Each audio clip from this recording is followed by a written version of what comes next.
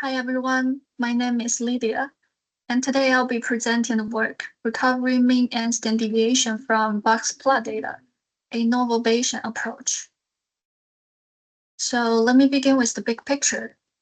Meta-analysis is a technique used to combine results from multiple clinical trials to estimate an overall treatment effect.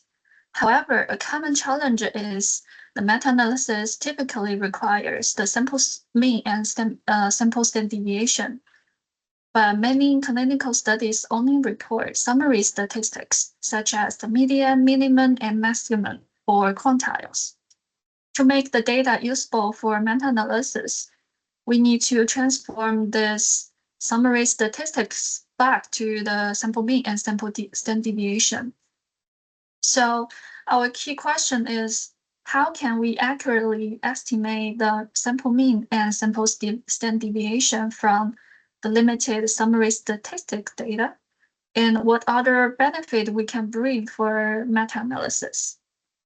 To tackle this problem, we propose a Bayesian method. This framework allows us not only to obtain accurate estimates of sample mean and sample deviation, but also provide 95% of credible intervals, which give us a measurement of uncertainty in our estimates. Our goal is to recover the sample mean and sample deviation. That's called as scenario 0, which we don't need to deal with.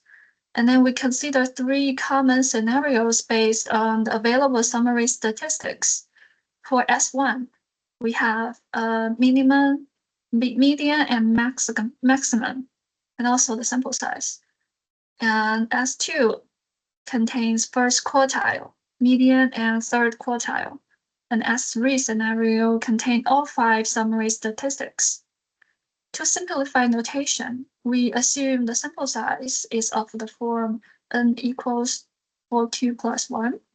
So we can express the 5 summary statistics as specific order statistics from a sample.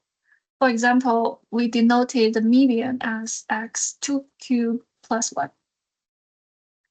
And we assume that the original unobserved data follow a normal distribution, and that we only observe summary statistics.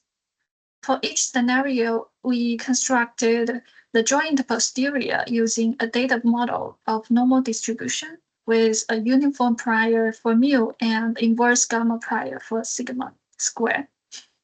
And we then used a grid-based approximation to estimate the posterior distributions of mu and sigma. And then we can get 95% of credible intervals from posterior samples. Now, let's look at how the method performs. We evaluate using this relative mean square error for both the mean and standard deviation.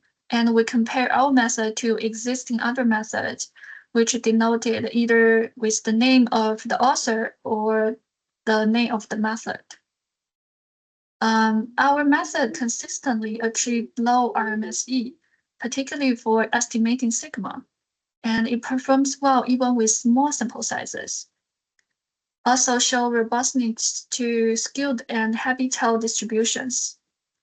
Most importantly, our method provides uncertainty quantification. And our method's coverage rates consistently above 95% for the 95% of credible intervals, which means they reliably contain the true values, give us strong confidence in the results. Looking ahead, we aim to extend the method to join the estimation of treatment effects, which is a key goal in meta-analysis. And we will develop custom models for specific skilled distributions. So far, we have focused only on general robustness, not distribution-specific approaches, and improve applicability to non-normal data, which is common in real clinical settings.